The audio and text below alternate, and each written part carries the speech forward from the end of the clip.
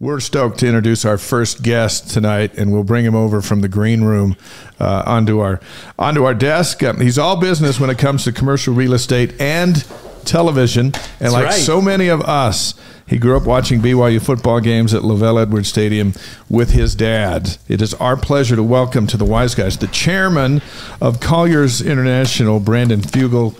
You flew all the way from Paris to be on today's show. So how you feeling? Yeah, I'm great. I feel like I've been hit by a truck, but I just finished drinking 52 ounces of Diet Mountain Dew. Whoa, and, that's a preload, right? Yeah, so I'm back. I've got my second wind, and I couldn't get this stupid. Is that the Taylor Swift Paris Arena? Just leave it. It's part of you now. It matches your shirt. It's crazy. 24 hours ago. It's just last night. We were at the stadium watching Taylor Swift for. My wife wanted to go for Mother's Day over the weekend, and it was quite an event. I think there were like 50,000 people in that arena, which is now being prepared today to host the Olympics next month. Yeah. And so they're putting in like pools and all sorts of things for the Olympic event. So how many shows did Taylor do there in Paris? 4, all sold out. So like 200,000 my son and his wife took the girls over, and they were there, but I think they were there 2 nights ago. Yeah.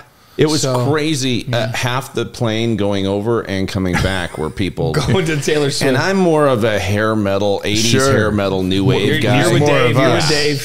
I mean, it's his AC/DC is like all he loves. Oh yes. See, there you go. Great minds think alike. This is a soulmate right here. Yeah. It's Def Leppard. So how was she? Was she good? She was fantastic. I would say she deserves every dollar that she's worth. She put on a heck of a show. It was world class. Yeah.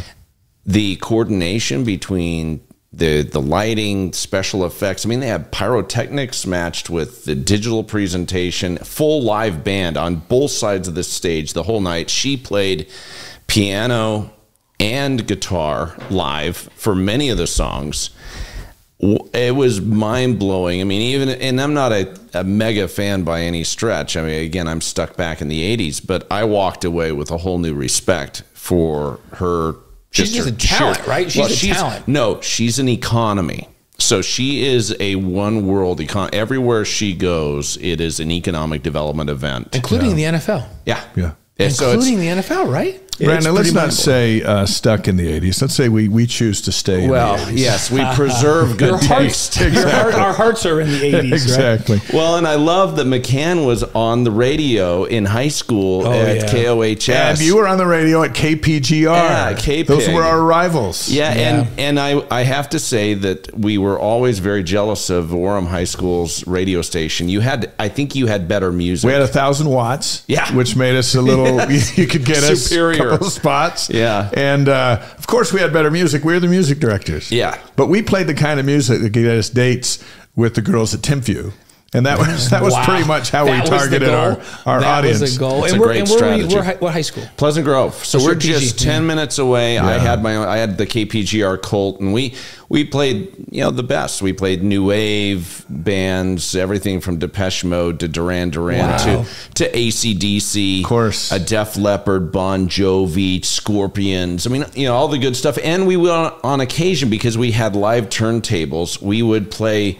Because this was during the satanic panic of the 80s. Oh, yeah, don't play it backwards. Where they had meetings telling you that Paul McCartney's telling you this. I'm like, I can barely understand what he's singing in the first place. Exactly. So we'd play like Queen's Another One Bites the Dust backwards. Yeah. So anyways. How many of us ruin records trying to get the messages?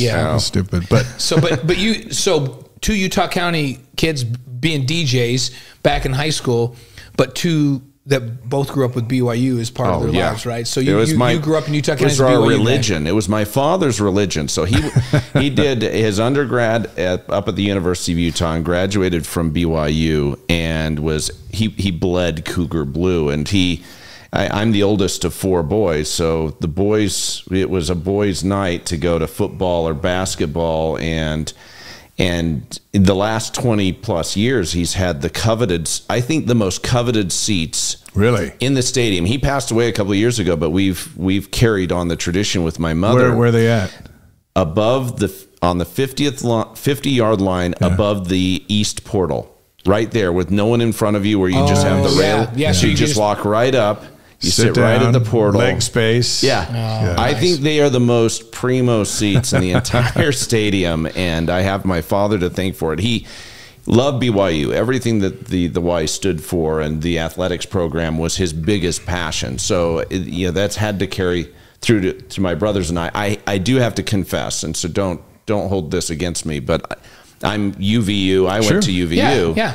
And I am President Astrid Tumina's her luck charm when it comes to basketball. The last 2 times that UVU has won against BYU, we've been on the floor with President Tuminez. And so, it's a part of evening the score a little bit, but they're both sister. Sure, and we root for UVU every game they play, other than BYU. Well, it's so fun. We have such a vibrant community here, and the thing is, BYU has a global mission that they're fulfilling. That's a university like UVU can't. I was interviewing UVU's baseball coach just before our broadcast a couple weeks ago, and we were talking about they got a good team. They have a better team than BYU this year. They got veterans and all this stuff, and we were talking about sports between the two, and the coach just he goes, hey, you know what? BYU football, we're all into BYU football. We're just glad to be competitive in these other sports when we go head to head. But there's only one football team. Yeah. And they're okay with that. Half their students come. I think they get a rock pass. And, and the wards are all intermingled. The apartments it's between the two, there's like 80,000 college students. Oh, yeah. Well, you have 44,000 at UVU and about 34,000 at BYU right now. I served in a bishopric up on campus for almost 4 years, and our ward was split, half BYU, half UVU. Yeah. And it's a great mix. Well, like and they're feeder schools. They actually, people do a couple of years at UVU and then move over to BYU, and some transition the other way. We were going to ask you this later, but we're going to ask you now, and then we have business to talk about. Skinwalker. I will answer anything I can. So you were on the board there at UVU. How close has the discussion ever come to we need our own football team? Because they're making a great soccer stadium and all that stuff, but what about you've been in there? How close have they got? Well, having been the one to negotiate their acquisition of the 230-acre property in Vineyard, right, which holds their intramural ball fields and is part of the future expansion. That's a big dome, like covered field, right? I think the vision always has been to have a football team. Really? President Matt Holland, he'd kind of get a twinkle in his eye when football came up, so I think it's a dream, it's an aspiration. But I mean, everyone tips their hat to BYU and the program. You look at how much it has evolved, even most recently. I mean, we're really looking forward to this year. It seems like that talk for UVU has been going on for a long time. My good friend, who's passed away from cancer a number of years ago, Dave Palferman, was the vice president of Central Bank, and he was working on a project with UVU. It seems like 20 years ago to try to bring football. Oh yeah, it's always been I love Central Bank, the Packard family, oldest bank in Utah County, still going strong. Love those guys. They sponsored my softball team back when I was in grad school. We had Vice Sikahema playing center field, Leon White playing first base, Danny Ainge came back, played third base for us. Like it was the craziest, not intramurals, but City League. Oh yeah, we were playing in the Orem City League, and we'd show up, and they're like, what? Who are these guys? Yeah, and it was a fun team. But Central Bank and Trust, they sponsored our team for us. They were great. Yeah, we have great financial community. Brandon Fugal's with us on the Wise Guys. Okay, let's get down to business. And let's start with business. Is it still location when moving real estate? Absolutely. It's never going to change. The only thing you can add to that is the trend today with companies, large corporate occupiers trying to bring people back into the workplace is amenities. I mean, people are wanting to have a quality of life with their work experience. If they're going to go back into the workplace, and flexibility and the ability to access services and amenities like never before. But it is still all driven by location, and Utah thankfully, I mean, just recently this last month has been named the #1 economy in the country by U.S. News World Report. We're firing on all cylinders. We have so much going for us, and we're leveraging that momentum to be able to, I think, position for the future. Do you feel this this move to come back to face-to-face business? I work for a big Fortune 100 company for Stryker. Yeah. And I feel it inside of ours. I'm wondering if this is a trend, you know, across the globe, across the United States, where it's, you know what, this whole remote thing, it was okay, and maybe we can have part of that moving forward. But we have this great desire to bring people back in face-to-face at least part of the week. Yeah, we're a knowledge worker economy. I actually think that with a few valid exceptions, I think being in the workplace together and that collaboration, those collisions that take place and the innovation, the relationship building and all of the momentum that comes out of that cannot be replaced. You can't do that on a two-dimensional Zoom call. I think it's a bit of a myth that has been perpetuated for a number of reasons, and I think our workplaces are going to be more important than ever in the future. But with that, I think we see flexibility here to stay. The idea of a hybrid or more flexible work-life balance, or at least a work schedule that is still based on production and results, I think will become the norm. Maybe we should have done it earlier. Didn't have to have a pandemic to open our eyes to, hey, I can be productive upstairs and at the office. And we're seeing it, like a good friend of ours, Grant Lyons, he's got 12 of his folks in New York City. I was just talking to him the other day, and they've all been remote in New York City. And real estate's not cheap in New York City, as you know. And he just said, no, we're just acquiring office space, and we're going to have all 12 of those work in the office at least 3 days a week moving forward in New York. Yeah, well, I think it's difficult to have any real culture or accountability unless you're all together. And that's just with a few exceptions, you know, customer service jobs and others where technology can enable someone to still perform their work. I think with those exceptions to the side, it is going to be more important than ever. Yeah. What does the chairman of Colliers International do? You know, right now I wear a couple of hats. I mean, on one hand, I co-own and lead the largest commercial real estate enterprise in the Intermountain West. I mean, we have 4 offices in Utah. Right. We have the greatest reach and footprint. We have an office downtown Salt Lake, out in the suburbs, out in Cottonwood Heights, where our headquarters is located, our Utah County or Silicon Slopes office, and then St. George. So our coverage is vast, and I try to keep my finger on the pulse of that. But I also have a great executive team. My CEO, Lou Kramer, who is also the chairman of World Trade Center Utah, who's the founding president. It really carries a lot of the load, but I have to give credit. We have a new executive managing director, Jeanette Bennett. Right, we know Jeanette. Jeanette left really Bennett Communications, where she's chair of the company that she founded, which is one of the largest communications and publishing companies in the region. And she's now the top operating executive for Colliers in the Intermountain West and here in Utah. And Colliers is a global company. We're the fastest growing of the big 3. We have 500 offices in 66 countries with 18,000 professionals, represent a good share of the Fortune 500. And we're a juggernaut. But at the same time, we've kept our culture intact here locally that I developed over the course of the last few decades. And that leadership and that culture allows me to still focus almost all my time. I would say 90% of my time is focused on representing companies, entrepreneurs, and projects. So you see my name all over. On about 200 signs. So occasionally your black helicopter flies over. There you go. We use aviation dynamically. I mean, I'm the only person I think that uses aviation on a weekly basis associated with their business here in Utah and site selection.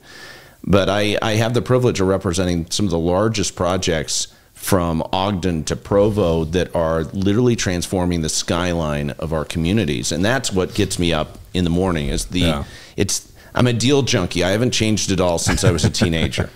Since you were at KPGR? Yes, since I was at KPIG, Pleasant Grove High School. We were talking about this being an election year, presidential election year, so a big election year. And it's kind of a 2-part question. How does that affect your forecast for both commercial and residential real estate here in Utah? And is it further, you mentioned Colliers as an international company. Right. Does a presidential election in the United States affect real estate in other countries, or is it limited to here? Policy affects the economy in every way you can imagine. I mean, commercial real estate is impacted by political, trends and policies in Washington, D.C. And I think it is important to have the right type of representation. I mean, we are a free capitalist market. Capitalism and the idea of the American dream and the ability for someone to make something of themselves and to really take part in that dream and have the incentive to do so is something that sets America apart from the rest of the world even today. And I think it's important to align with individuals, not necessarily parties sometimes. I mean, I think both parties have a bunch of idiots running.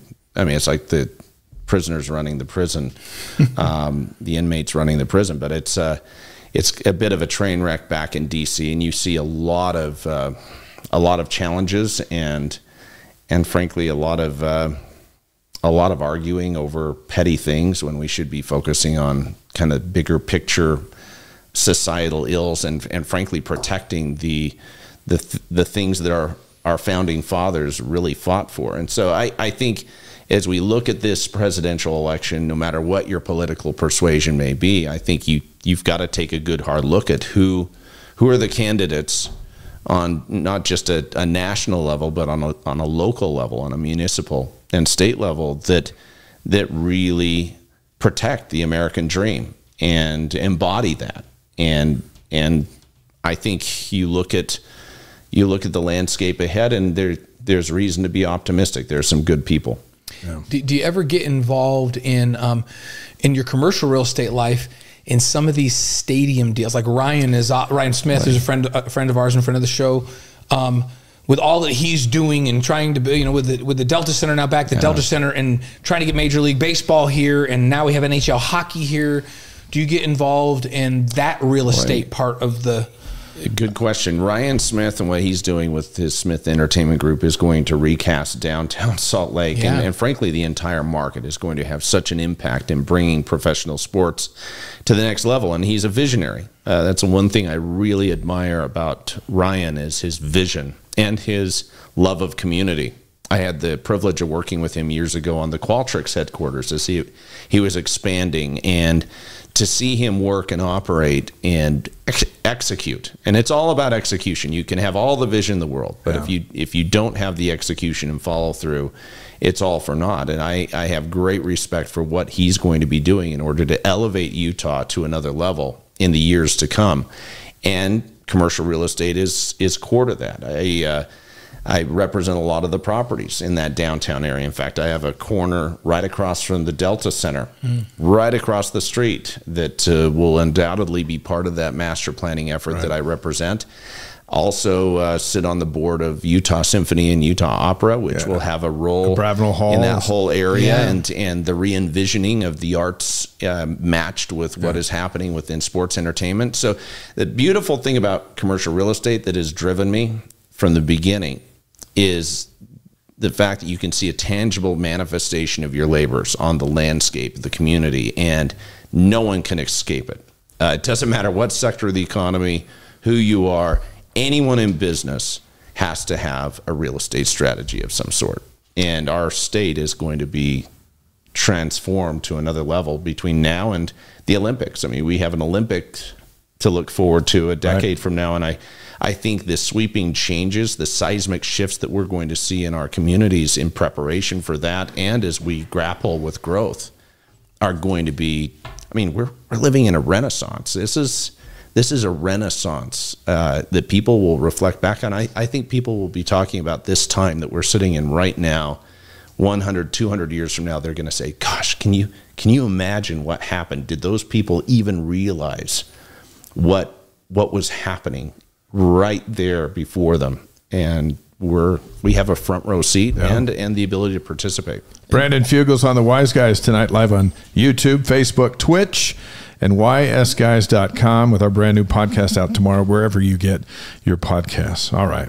2016, you purchased the Skinwalker Ranch. Right. What is it and where is it? Wow, good question.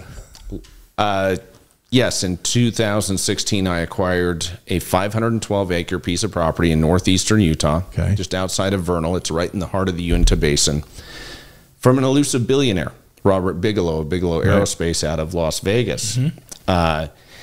This property had been part of a Pentagon-funded black budget program between 2008 and 2013, studying the UFO phenomena, bizarre cattle mutilations, and other strange events. And Mr. Bigelow had at least allowed some of his science team and advisors to make public, to a small degree, what had happened during those years, but was very close to the vest. Those science advisors reached out to me, and as Mr. Bigelow was buried with really joining the private space race and partnering with Elon Musk and SpaceX and Boeing and NASA to really position to be the real estate developer of space. He's bought the inflatables program from NASA years ago, and his space habitats will, I think, be replacing the International Space Station in the future, and probably be the first space habitats on the lunar and the Mars surface if he's successful. But he was open to passing the baton. And his science advisors invited me to fly down to Vegas and meet with him in his aerospace compound, which is about 500,000 square feet of enclosed space, these high bay buildings that house full-scale space stations.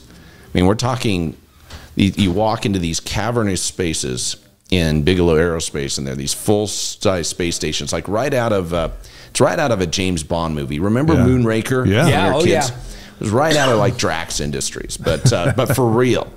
And I quickly acquired the property. Now, why did you think you? Yeah, why buy this thing? Well, I bought it as a curiosity. I didn't believe in any of it, so I'd never seen a UFO, a ghost, or orb, or anything of the sort. In fact, at that point in time in my life, I'd gone through a bit of a faith crisis, and I'd decided that the majority, if not all, the paranormal claims out there, if you simply apply scientific rigor and discipline, can be explained away, that there's a natural prosaic explanation for all of that. And I thought, notwithstanding the mythology behind this property and the reports of UFOs and all of this other strangeness, and the mythology associated with the Native American tribes and this curse that had been placed on the property, the Skinwalker curse, which hinted at demonic shape-shifting entities of Native American lore inhabiting this property. I thought, if I bring my own team of scientists to bear,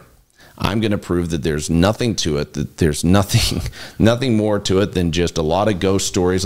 Call it an adult scientific snipe hunt. So you bought it to disprove it? Yeah, I bought it to disprove it. At the time, I was on the board of the National Parks Council, the Boy Scouts of America. Right. I don't know if you guys know Stan Lockhart. He's just we phenomenal. do. Yeah. Stan talked me into coming onto the board, and I thought, wow, this would be an incredible piece of property to donate to the Scouts. But first and foremost, I want to bring in my science team, and I want to analyze the property and just satisfy my own curiosity. What I did not anticipate was that I would go from being an open-minded skeptic, and 6 months after purchasing it, I would not be a believer, but an experiencer. I would shift into a position where I had seen things in broad daylight with witnesses at my side and data backing it up that have no conventional explanation. Governor Herbert was on our show, and he said that you had given him he's been to the we've flown him out in a helicopter. Hey, there's just stuff that you just can't explain off. When we brought in Governor Herbert to kick off one of our seasons, and I'm not kidding you, we flew him in with the former First Lady, with Jeanette Herbert, and while we were in the middle of the briefing with Governor Herbert, our chief scientist and principal investigator alerted everyone. This was unscripted. This was happening right before our eyes. He says, I'm registering something on the radar above this property. There's someone surveying this property. And so we all run into the command center. We've got cameras following us. And the governor, Gary's just sitting there. He's always up for an adventure. Yeah, he's a man's man. I mean, Yeah, he is. He's an incredible individual, and he sat there while we pulled up the tracking system that we have. We have several avionics receiving platforms that track all of the airspace, and lo and behold, there was a Gulfstream 5 jet way up there. I think it was at 50,000 feet, and it was conducting a full kind of a grid pattern survey right above the ranch, directly over the ranch. That was very strange, and it registered to the National Science Foundation. So, of course, we're like, what is the National Science Foundation flying a Gulfstream 5, super jet above the ranch doing this really, really sophisticated survey? So our consulting physicist, Dr. Travis Taylor, has done a lot of work with NASA and the Department of Defense. He has 2 PhDs, 3 master's degrees. I mean, the guy is credentialed beyond anyone I've met with. He reaches out and he's given an explanation that, that we're not at liberty to really discuss, other than, Raytheon partnered with the National Science Foundation, and it's dealing with atmospheric research. And I thought, okay, atmospheric research above a 512-acre piece of property outside of Vernal, in the middle of the Uinta Basin. I mean, give me a break. And of course, we see continued covert military presence showing up. I mean, everything from unmarked Black Hawk helicopters to Army Special Ops Chinook helicopters. Just keeping an eye on this ranch. Sweeping the property, showing up in the middle of the night, right in the middle of experiments when there's a no-fly zone directive out there that no one's supposed to be flying because we're either firing off rockets or conducting experiments. And all of this is data. I mean, we're gathering data, and I tell people all the time, we are not driven by an inherited narrative or what people claimed in the past. We're driven by the data, and the data demonstrates that not only are there continued UFO, or what we now call it, the politically correct term is UAP, unidentified aerial phenomena. That's what it is now. Yeah. But also we see strange things happen. Things die in strange circumstances out there, and there are electromagnetic anomalies, GPS malfunctions. I mean, think about this. GPS doesn't operate properly above this property or on it. And you think about how much our world depends on our satellites and our GPS. Everything. It's rendered completely dysfunctional, does all sorts of crazy things. We need to go. We got to go, Dave. I can go down any rabbit hole you want, but I will tell you it is true. There is absolutely something going on there, and everything from the covert military surveillance attesting to it, to the data, the evidence, and now we're into our 5th season. We have our hit docuseries. Right. So you created this television show, this series called The Secret of Skinwalker Ranch, as you mentioned in the 5th season. Like, how did that, what was the brainstorm that went, you know what we should do? We should do a series on this on the History Channel. To be honest, I bought it completely in secret. I never intended to reveal my identity. I did not want my name associated with these topics. I mean, I did not want my credibility questioned in any way. And so I swore anyone to secrecy. I kept the circle very, very tight. Even my family and my wife at the time, they were completely unaware that I owned the property. And I was never going to let anyone within those gates. I was going to continue to keep it as a privately funded frontier science exercise. And then after years, 2 years after buying it and having my own experience and data, I was summoned to Washington, D.C. with my team to give confidential testimony before certain committees relative to the reality of what is happening there. And then shortly after that, within a year or two, of course, the History Channel came knocking. They actually called my people every week for a year. In fact, they bugged They're relentless. They were. And I'm not exaggerating. Every week, we were getting calls from producers from the History Channel saying, hey, we want an audience with whoever this mysterious owner of Skinwalker Ranch was. And there's a lot of speculation online. They thought it was either Elon Musk or Tony Robbins, the walk-on Coles motivational speaker, and a host of others that they were speculating could own the ranch. and had bought it from Bigelow. But it was interesting. I finally said, okay, if they'll sign a confidentiality agreement and fly here to Utah, because I don't want to waste my time flying to L.A., have them fly here on my turf, on my territory, and I'll hear on my ranch. Yeah, I'll hear them out. And so they flew in, and we had a meeting, and I said, look, and they gave a pretty persuasive pitch. They said, look, if what you are documenting is real, and you're saying that you've witnessed it with your own eyes, with multiple witnesses at your side that are credible, why would you not want this revealed to humanity? Why would you turn down the opportunity to bring in dozens of the finest production professionals in the business, the finest documentary film professionals to document the reality of what you're funding millions of dollars out of pocket privately for? And I said, okay, you make a good case. I said, number one condition, though, nothing can be faked, fabricated, or contrived. If we cut a deal, I have to have in writing, I have to have a contract with you that says that nothing can be faked, and I have final cut.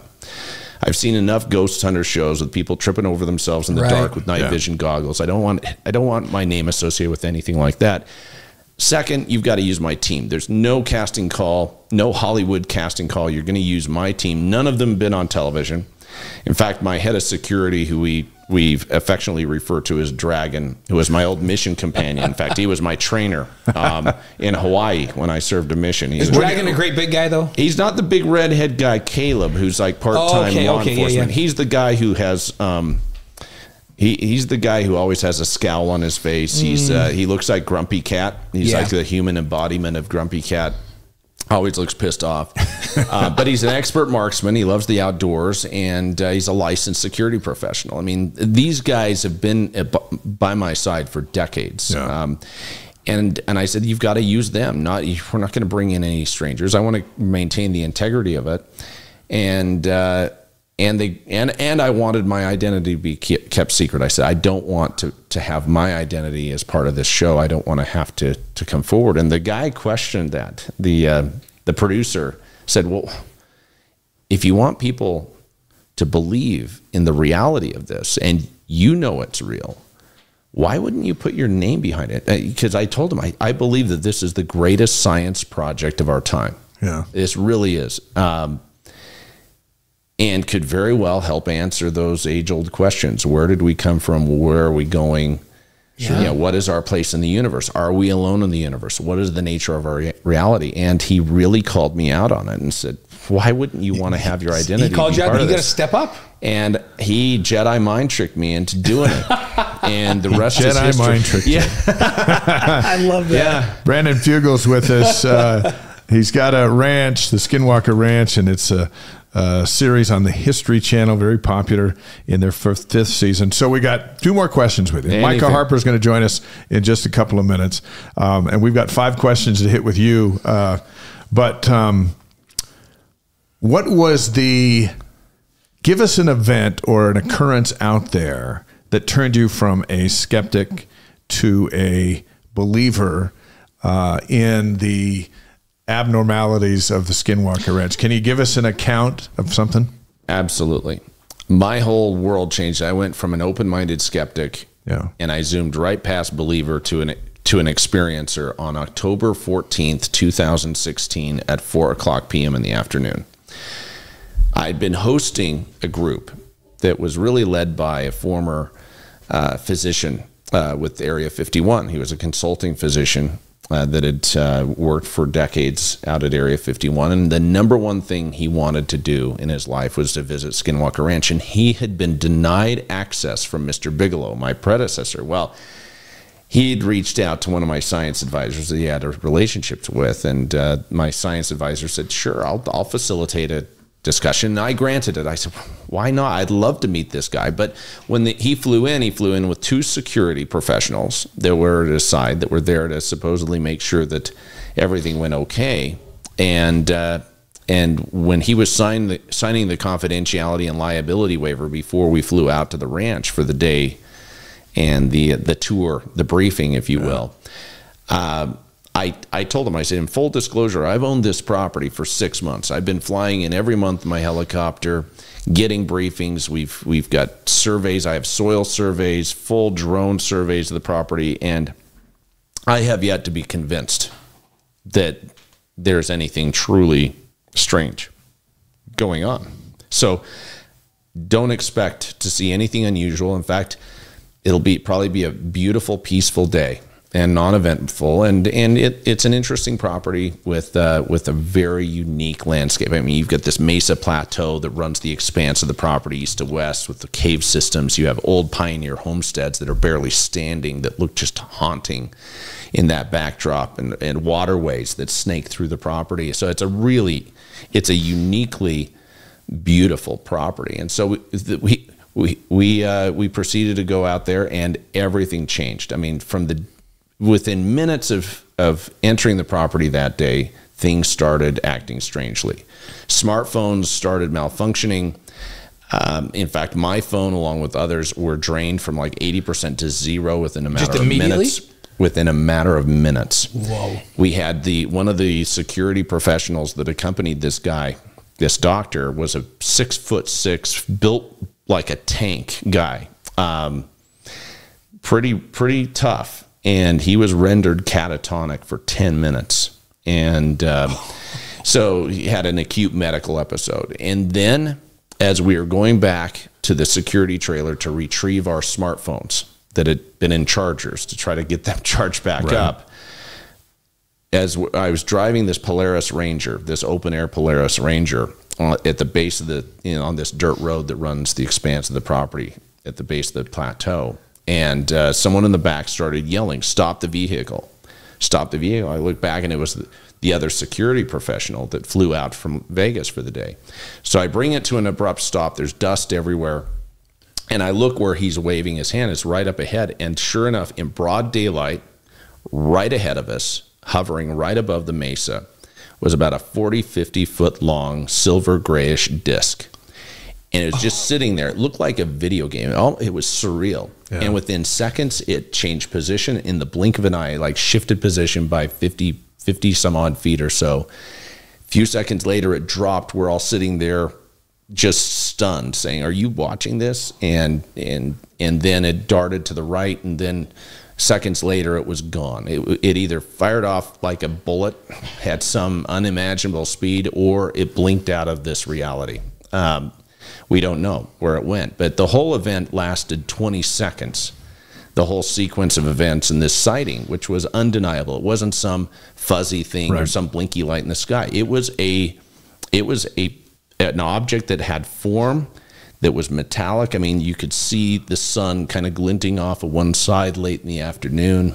And that event left me completely changed. I mean, you'd think that we would all be talking about it and excited, but we all sat in silence driving back to the command center to pick up our phones. And we get back, and my chief scientist asked us, he said, "Do not talk to each other. I don't want you comparing notes. I want to be able to sequester all of you separately and get your written testimony, and be able to transcribe your testimony and what you observed, just to keep the integrity of it." And of course, it all matched up. But that day changed everything. And I proceeded to pour millions of dollars into really developing, I think, the most advanced scientific platforms deployed on a private property of this kind. A lot of people refer to it as the private Area 51. Some refer to it as Mecca for the paranormal. We have people show up at the gates every day from all over the world that want to touch the gate or be able to make an appearance. But it is... have you had, since that time, 2016, have you documented other things similar to that magnitude? Like, 'cause that's a huge... That's pretty stunning. Have we been able to get something that compelling and stunning? Not necessarily, other than I will say, let me back up on that. Because I know the show shows a lot, but that's a pretty stunning thing. The data that we have as far as scientific data with the GPS anomalies, the electromagnetic issues, a lot of the correlating factors is more compelling than anything. Wow. And that continues to be documented, as well as the corresponding unidentified aerial phenomena that seems to appear or attend many of these events. So I know that was a little bit of it. No, that's awesome. That was stuff. exactly what we expected. That's such great. You got to have crazy. meat and potatoes in a thing that's in the 5th season on the History Channel. There has to be something to it.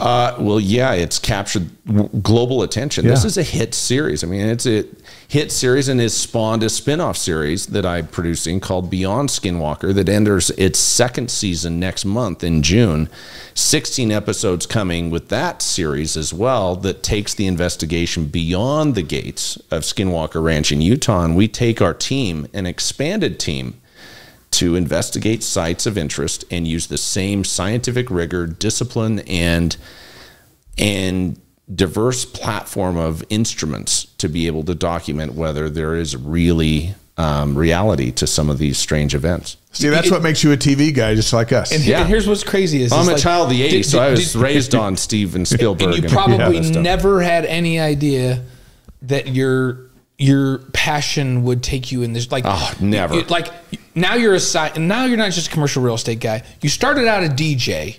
Sure. And go into commercial real estate. I had rock bands in high school. And now all of a sudden you're a scientist, you're a producer, you're a television icon. It's like, did you ever imagine that your life would go in this direction? No, it's a bit, I have to tell you, I have to work on it every day as far as trying not to lose my mind and perspective, because I'll fly out in the helicopter to be briefed on something strange that happens, and literally 2 hours later, I've got to be showing an office building in Draper or attending a meeting with the governor or meeting site selectors or CEOs. And it's a little bit of it can be a little bit jarring moving from one reality to another and having to still operate in a world that, I mean, no one really cares. I mean, bills have to be paid, and something's got to fund the passion, right? Yeah, market domination funds the passion. Somebody gives you a proposal on a building, and you're just like,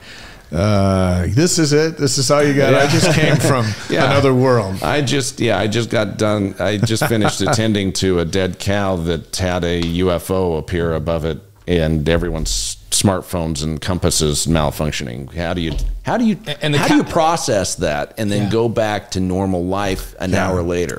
I don't know. I have no idea. We want to go do it. It's like moving in and out of the Matrix. We want to go do it with you, though. We definitely want to go do it with you, Brandon. So that's crazy. That's awesome. All right, all of that sets up this 5 revealing questions. With Brandon Fugal, with Micah Harper coming up here in just a moment. Speaking of Micah, it's year 2 of the Big 12. What's your forecast for the fall? Oh, geez.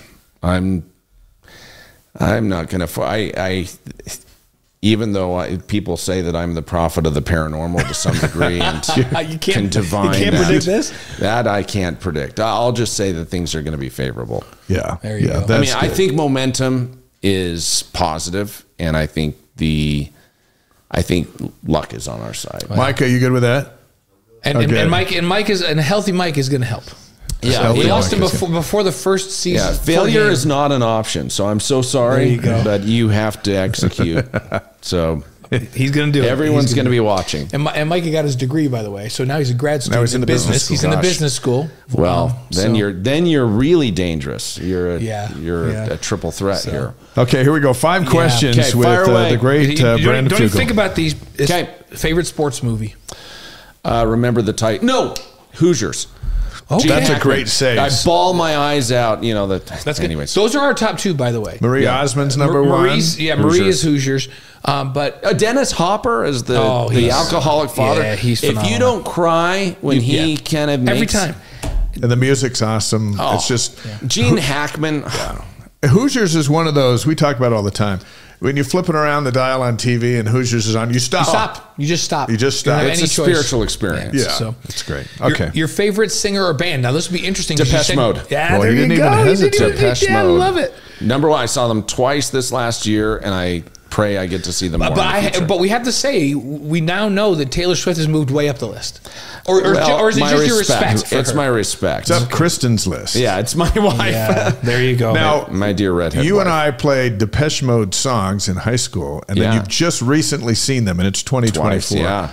Have they held up? Have they held up? Absolutely. In fact, I would say this was the strongest showing I've seen since high school. Really? Oh, Dave great. Gahan, Martin Gore brought it in spades. And we saw them in Vegas and also in L.A., and they're can still bring better it. than ever. That's Depeche awesome. Mode, right. Now, this next question is very important. This is how we kind of judge people. So, It's got nothing to do with Skinwalker. Yeah. All right, bring it. favorite breakfast cereal? Easy. Fruit Loops with marshmallows. With marshmallows. I have at least 3 boxes in my pantry. at all I've times. never had them with marshmallows. It's the breakfast of champions. It's I part knew of a that. healthy lifestyle, along with Diet Mountain Dew. Just so you know, we do not respect anybody that eats healthy cereal. Danny Ainge came in here and said that he only eats. His wife makes him eat shredded wheat. So he says Michelle makes him eat shredded wheat. But he's had some health challenges. Poor guy. Not frosted shredded wheat. Shredded wheat. Regular He shredded might wheat. as well be eating wicker furniture. Right. I was like, you know what? I have a field. That's a crime against know. I have a humanity. field across the street from my house. You can just come graze on I the don't grass. think he was proud of it Yeah. either. It's I just know. the world he's in. Yeah, So- poor guy. So this one's all equally important. Your favorite sports moment with your dad, Oh dear.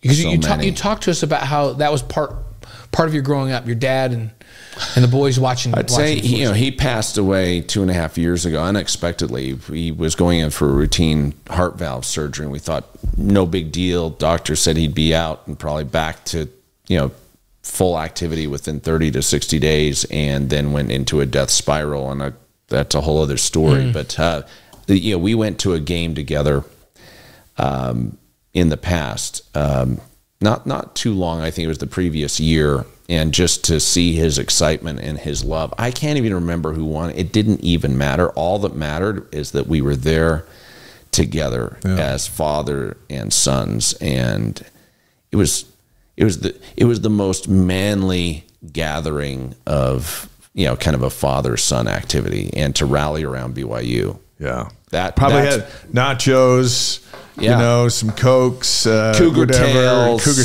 tails. yeah, all the things. That's awesome. Those moments, and we've each lost a parent, and everyone does and will. Those moments are what make you hopeful for the reunions in the next life. Yep, absolutely. And I have zero doubt. 10 years ago, I didn't know what to think, but I'd say the experiences I've had, and I've gone through a transformational, personal kind of evolution, in part by what I've seen and witnessed with my own eyes. And I can't deny it. I mean, the people call it the spirit world. It's just another dimensional reality. If you believe in life after death, or that our consciousness continues on, congratulations, you believe in multidimensional or interdimensional physics, and it's just as real and right here. And life is eternal. The existence is eternal. And somehow Marvel tapped into that to make like 50 movies. They're all ripping it off. I know. Okay, this one's a kind of fun one. Favorite song you played back in the day when you were at KBGR? The rival to Dave's channel over at Orem High. Favorite song. I remember it was Sweet Dreams, Eurythmics. It was a powerful Sweet song. dreams are made of these. Yeah, that was like a Who am I? awesome song. Mine was Bad by U2. Oh, yeah. yeah. Because That's a it was just the time. The Yep. band was hot, and the song was like 7 minutes long, which was great. Oh, yeah. And like at rock stations, it would be Stairway to Heaven because it's 7.5 minutes, or Slow Dances at the high school, whatever Yeah. it was. But that one we played a lot, and that was right about that time when they became part of our lives. But yeah, and I can, they say when you smell things, it takes you back to a moment. Sometimes food takes you back to a moment. Yeah. But is there anything more powerful than music taking you to a It's moment? the does it. ultimate time machine. Yeah. I drove is. There's drove nothing from like St. it. George, and I just thought, please don't call me on the way home. I just drove up from St. George, and I just played music the whole way. Yeah. And old school stuff. Yeah. The whole way home. And Takes you back. And every song brings back a memory. Yeah. There's nothing like it. Nothing like And there was a bonus question. yeah. Ready? So we have Okay, a bonus bring question it. for you. Your favorite Taylor Swift song from the concert you just went to in Paris with Kristen? You know what? I have no clue. How's that for an You know honest what? answer? Your man card. You got your man card Yeah. for another 2 years. So I don't have any clue, and guess what? It was all right. Yeah, as I was driving my car, just hauling butt to get here, I proudly was blasting. I think it was Poison. Oh, nice. And You're welcome on this show anytime. That's awesome. Hey, where can folks go to get more information on your History Channel series, both of them? I'm easy to track. You can track me on X, or formerly Twitter, at Brandon Fugal. That is at BRANDON FUGAL. I'm also on Instagram, same deal, Brandon Fugal. Verified on that as well. LinkedIn, if you're business, you want to be connected with business and the economy, I'm very active on LinkedIn as well. I think Facebook's a bit of a train wreck, so I don't really care about it as much these days. But I'm easy to track on all of those mediums. I post typically every day something, and we do have a Skinwalker Ranch website, and that is www.skinwalker-ranch.com. That is skinwalker-ranch.com. And guess what? If you're interested in being an insider, you have the ability to tap into a 24-hour live stream view of the ranch. We have cameras set up just to see what's going on. And guess what? People catch strange things all the time. That's wild. And it's mind-blowing. That's fun. Fascinating to have you on. So I'm not going to say what car you're driving, but do you drive fast in that car? I do. It's a when Ferrari. When you're listening to that old music, do you drive fast in that car? That's a 488. It's a silver 488 Spider, the Ferrari. And you can't drive slow in it. No, it's like and listening to rock music. It's a sacrilege to drive that car slow. So my wife, I drove my wife's pansy car. Behavior. I traded my SUV with my wife because she's in St. George. We just had a new grandson, and she has her bike down there, so she needs my SUV to bring home. I'm like, I'll drive your car home. So, and her car's a fast car. So I'm listening to music, and there's a clump of cars like, oh, I need to get by these guys. And I pull out, and I'm just going, and I'm singing. I looked at it, I'm like, I'm going 112 miles an hour. It's not like hard. That is not good. So she doesn't have that, but well, she does have. I'm looking forward. Within a minute, I'll be top down in the Ferrari with "Home Sweet Home" by Motley Crue. Oh, I love it. She has a nice little Porsche that she drives. That she let me drive home. Listen, we're all friends now. Yeah, we're part of the circle. We're friends now. We should hang out. Yeah, and we find you fascinating. So thank you so much. Look forward to getting together again Thanks anytime. So I'm privileged to be here, and keep up the great work. Awesome. Yeah, we're loving it. And football season will be here before you know it. Yes, no mercy. Sweep the leg, guys. Sweep the leg. Karate Kid reference. I love it. Words to live by. All right. Brandon, thank you. Thanks so much, Brandon. Brandon Fugal with us on the Wise Guys. Fascinating